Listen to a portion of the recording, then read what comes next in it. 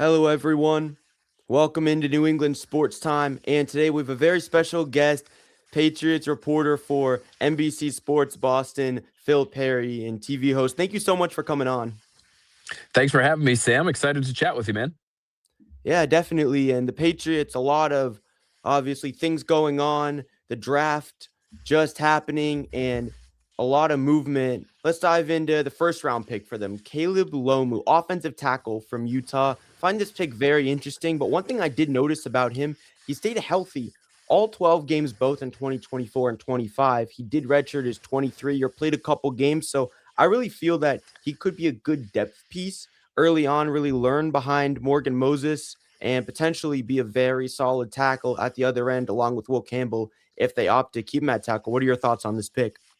Yeah, you're all over it, Sam. That's what the Patriots are hoping Caleb Lomu will be. So they have a guy that they feel is their left tackle for the long term, for the future, in Will Campbell, who obviously they made a top five draft pick last year, and so they feel like they're good there.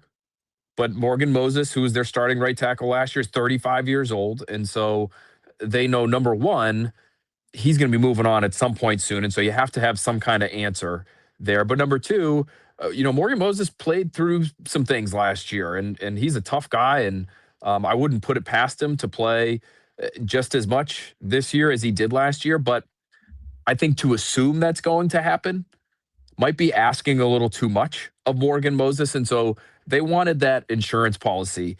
And they got a guy who's 21 years old. Like you said, he's been durable. He's a really athletic player, Sam. So he's somebody that has all the traits necessary. And there's not many people on the planet who have those traits to be able to play the offensive tackle position at either left or right tackle. You need to be kind of a freak to play either one. There's some amazing pass rushers that rush off both sides of the line of scrimmage these days. Some of the best in football actually now rush off the right tackle. So you have to be just as good an athlete as these left tackles are. And Caleb Lomu looks like that guy. He needs to get a little stronger. I think there are some people in the league who are wondering, okay, is he gonna try to finish every defender that he gets his hands on in the way that we would love for him to finish? Like, does he get a chance to, or when he gets a chance to bury guys, does he actually do it?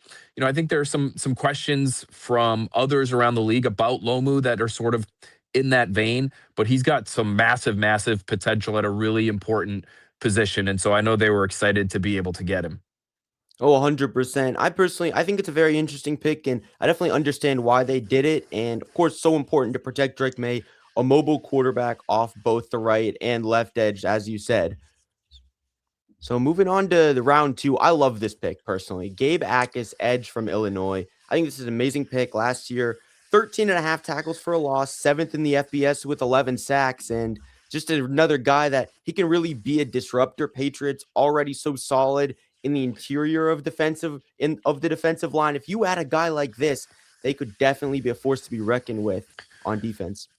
Yeah, he's got really heavy hands, Sam, and he's a violent player. He's apparently a great guy. I had a chance to talk to his head coach at Illinois, Brett Bielema, who's actually here in New England and was on Bill Belichick's staff for a couple of years. And he just can't speak more highly about Gabe Akis and the kind of person who's coming to New England. He's one of four siblings. He's raised by his mom in Port St. Lucie down in Florida, but his mom and really a large percentage of his family's from Jamaica. So he's a first generation American and just an unrelenting worker. And so, that's what Mike Vrabel and this coaching staff are really going to appreciate about Akis is all the stuff he's going to be willing to do behind the scenes to continue to make himself into a great player. It's not surprising that he's that kind of worker, Sam. I don't know if you know any wrestlers at Brookline High, but those guys tend to be relentless when it comes to their work. And he's a two-time state champion wrestler in Florida. He actually won in the 285-pound heavyweight class as a senior, as a 240-pound wrestler. So, like, he's got that strength in his hands and the ability to use them, and he understands leverage. And so I think he's going to be an immediate contributor as a pass rusher. I think there's some work that he can do in order to further develop his game when it comes to defending the run, but that's going to come with time. He's plenty big enough to defend the run. He's 260 pounds now, Sam. So he's got all the traits I think you could want both on the field and off He's not the bendiest guy maybe in this year's draft class, but he's got a great first step. He's really tough, and he's got that play style that the Patriots are dying to add to their locker room at any position. And so I could see him being not only an immediate contributor, but like a future captain of this team. It seems like he's that kind of guy. He's got to develop and he's got to prove himself. But I think this is going to be one of those guys, especially because he plays a premium position. That pass rusher spot is so important, as we know. Who could really turn himself into one of the cornerstones of the organization. 100% cornerstone of the organization. That would be amazing. And the Patriots, they prize their their players in terms of their leadership so highly. Definitely a little bit raw, as you said, but that's the kind of guy that could turn out to be an absolute steal in the second round. Moving on to round 3, Eli Raridon, tight end from Notre Dame, and he's a big guy. Started all of his games last year, played in all 16 games the year before, 482 yards on 12 receptions, so not a lot of receptions, but definitely could turn out to be more of a blocking tight end, really complement Hunter Henry well. Yeah, I agree. And, some of those stats, it's funny, we just had a chance to talk to his offensive coordinator and tight ends coach at Notre Dame on our Next Pats podcast. And, he was laughing, it sounds like we're giving Raridan a hard time this past year at Notre Dame because he had a number of plays where he was tackled just short of the goal line. And so he ended up with 0 touchdowns. So it's like, you drafted a guy in the 3rd round at the tight end spot and he couldn't even get in the end zone. I don't know if that's like indicative of what he is as a player. He's a big target. He's got good hands. He was a great basketball player in high school. So I think that speaks to his athleticism. I think one of the reasons he fell to where he fell, Sam, and he ended up being, I think he was the 7th or 8th tight end drafted. It was a deep tight end draft class this year, and a bunch of them went off the board on day 2.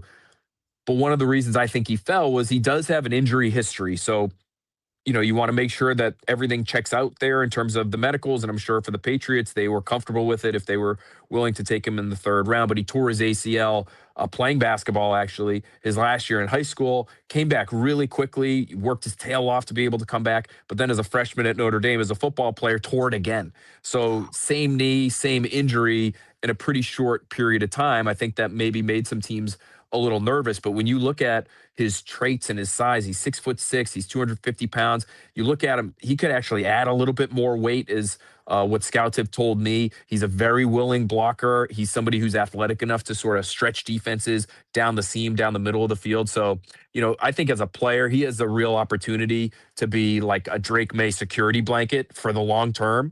And I think even this coming year, what could be really interesting is Josh McDaniels playing around these different personnel packages where, okay, maybe there's multiple tight ends on the field. There's multiple backs on the field. They just signed a fullback in Reggie Gilliam this past offseason. They signed a tight end as well to pair with Hunter Henry. So now you've got like 3 or 4 backs you're comfortable with. You've got like 3 tight ends you're comfortable with. You could use these guys in a lot of different ways. We think A.J. Brown's coming aboard eventually here too. Josh McDaniels could get really, really creative with how he uses them all and really pose problems to opposing defenses. So I think that the Eli Raridon pick is a good one for the future too, right? Hunter Henry's probably closer to the end than the beginning. Similar conversation as what we were saying about Morgan Moses. But I think even this coming year, you could see those guys work together and really create some interesting personnel packages offensively.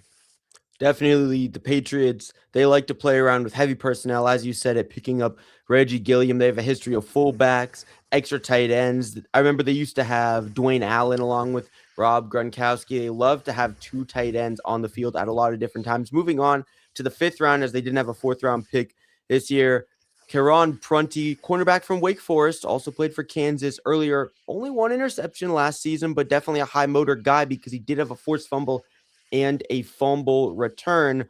And the Patriots, they have a great history with later and mid-round cornerbacks. What do you think about this pick? They do, and I like his size and his speed combination. It's pretty rare to be able to find a guy who's 6'1", who's got some 4.4 speed to him too. And so he was really effective in the ACC. Sam, his catch rate allowed was in the low 40s, which is really good. This was a pick that I think surprised some scouts. I think a lot of guys considered him more of a priority free agent, an undrafted free agent type. And I'm honestly, I haven't gotten a great reason as to why that is. I think people maybe look at his ability to change direction, or maybe they consider it a lack thereof, and they wonder, okay, is this guy going to fit in our scheme? But for the Patriots, where size, especially on the outside, right? They're comfortable with Marcus Jones out there playing in the slot, but you have Christian Gonzalez on one side, Carlton Davis on the other. These are bigger guys, So in terms of his height, weight, speed profile, Prunty does fit what the Patriots seem to like at that position. I think some people might call it a reach, but Sam, I think this pick is another good, sort of big picture zooming out. When you look at the Prunty pick, again, I think some people thought he might be undrafted. Day 3 of the draft this year, especially the 5th, 6th, 7th rounds, what I had heard even before the draft began, just making a bunch of calls to different people around the league, was that it was an especially weak class, not only early in the draft. So I don't know if you'd heard that, but it really felt like for a lot of teams, there were maybe 8 to 10 true first rounders. And then after that, picks 15 through 55, you might get a similar kind of player, which is, not great if you're looking for blue chip talent. If you're looking for starters in the first and second round, that can be an okay thing. So it wasn't great at the top and it wasn't great at the bottom either. So the meat of this draft was really like rounds 2 through 4. And if you could get a couple players in there, I think there are a lot of people in front offices around the league who would have considered your draft a success. So the later round picks were almost like claiming undrafted free agents before they could start negotiating with other teams. Like I think everybody would kind of, maybe not everybody. I'll take that back. I think a lot of different evaluators would say, "Hey, yes, this guy might be a priority free agent, but that's just sort of the pool we're working with here. So instead of just trying to sign him later, let's pick out which undrafted guys we like best, and let's go ahead and use those 5th, 6th, and 7th round picks on those guys." And so I don't know if that's because of NIL, like are guys staying in school more because the money's better in college for some of these guys. Hey, if I'm not going to be a first or second round pick, what's the point of me coming out of college? I think that could be part of it. It kind of shrunk the overall pool of draftable talent in this year's class. But for whatever reason, the later rounds were considered, a little less sure, a lot fewer sure things, I think, in those later rounds than maybe in other years. Definitely. And one interesting thing I thought about was, I talked about Bill Belichick's history. It's really interesting you bring up the point with NIL and how it's a weaker draft. When you really think about it with the Patriots, at least one thing I've noticed, a lot of times later in these rounds and sometimes early with a pick like Tyquan Thornton or Kyle Duggar. And I have a feeling this could be like a later on version of a Kyle Duggar type of pick where they pick up a player, people think it's a reach, but then they end up being really solid because the Patriots, they definitely have a knack for cornerbacks.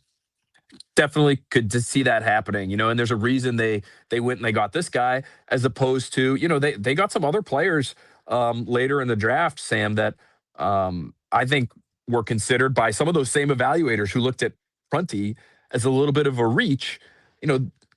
Demetrius Crownover, the tackle they got from Texas A&M, or Nnamdi Obiizor. Like I talked to coaches from other teams who really liked these guys and saw them as steals where the Patriots got them. So, no, there's a reason they wanted Prunty over some of these other players that the league really valued.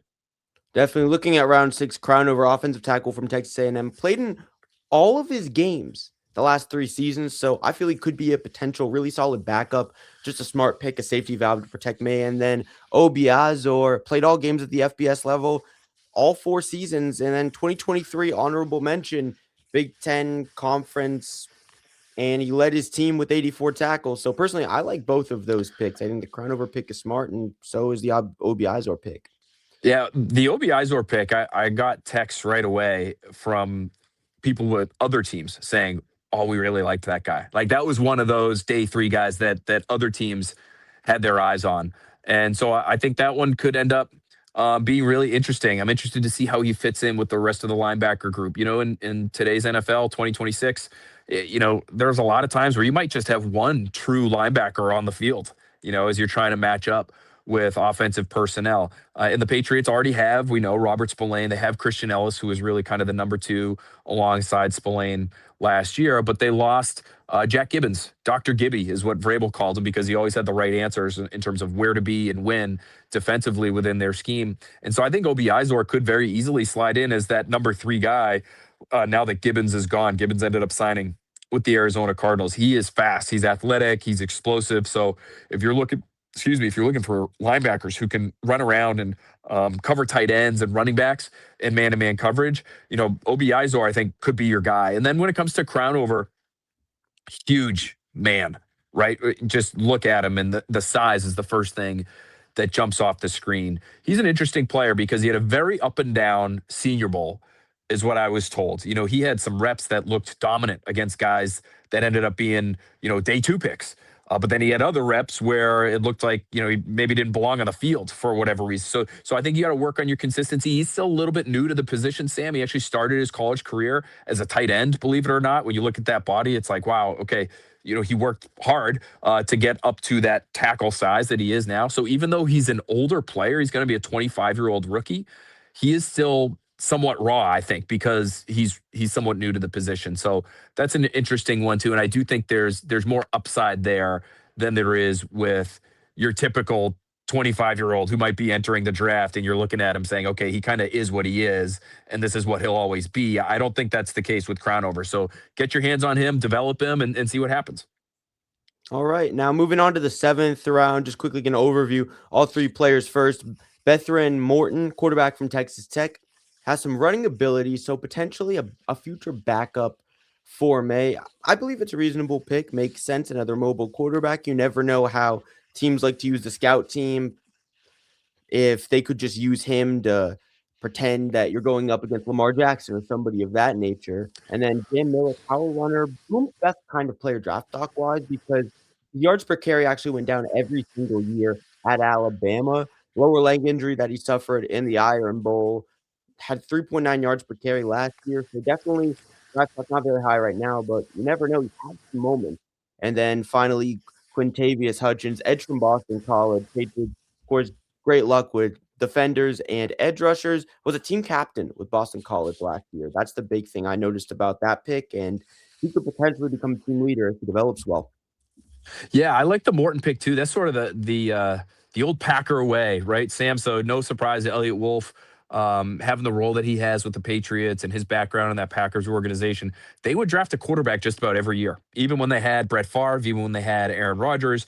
And the idea was, hey, even if this guy never plays, let's try to develop him. Number one, it's always a good thing to have capable backups. But number two, if we've got too many of them, or we have another backup, in the Patriots case right now, they still have Tommy DeVito, who I believe will be their number two this year. But if you can develop somebody like Morton behind Drake May and DeVito, and then you play him in a preseason game or two and he impresses, well, now all of a sudden there might be another team out there that's willing to give you a fourth round pick for the guy, and he hasn't done anything in the regular season. And that, you spent a seventh rounder on him, you get a fourth back. Like, that's pretty good business. So I like the idea behind the Morton pick. I think he also played through some injuries. So I'm not even sure, Sam, if we know like what his true physical, when he's fully healthy, physical abilities are. I think his arm's a little bit better than he showed. I think he might be even a little bit more mobile than he showed. So an interesting pick to me. The Jam Miller pick I like just because running backs get hurt. And, I know they like Ramondre Stevenson. I know they like Travion Henderson. Terrell Jennings, I think, is a kind of a perfect third back, but he's dealt with injuries and concussions in particular. So you got to be careful with that.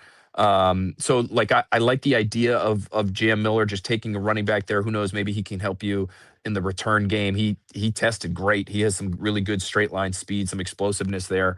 So that pick makes some sense to me. And then Quintavious Hutchins. Yeah, there's a lot of connections with BC, right? Bill O'Brien is a good buddy of Mike Vrabel's. Doug Marrone was coaching at BC, and he wouldn't have coached Hutchins, but he would have been around him at least, and so could maybe vouch for what kind of worker, what kind of person he is. And then the Patriots were really, really well represented. I was at the BC Pro Day earlier this offseason, and they spent a lot of time with him. And Mike Smith, who's the outside linebackers coach for the Patriots, will be coaching Hutchins, worked him out in particular. He had the pad on. Hutchins was getting after him. It was pretty fun to watch those two guys that day go through positional drills. So he's really undersized as an edge guy. I think he's got to have to get bigger if he's going to play for them defensively, especially if he's going to do anything on first or second down. But maybe he starts out as, pass rush depth. And the thing that's sort of underrated about Hutchins is he was a great special teamer for them, really, the entire time he was there. So he's willing and able in the kicking game. And when you're talking about seventh round picks, that's usually what you're talking about. Those guys have to be able to contribute in the kicking game if they're going to make the team. And I'm sure the same will be the case with Hutchins. Definitely. Well, thank you for coming on, Phil, talking about the Patriots. And we all look forward to hearing your coverage of the Patriots as they go through the rest of the offseason and into next season. So thank you for coming on. Sam, this was great. Keep up the good work, my friend. Good luck with everything. And thanks for having me.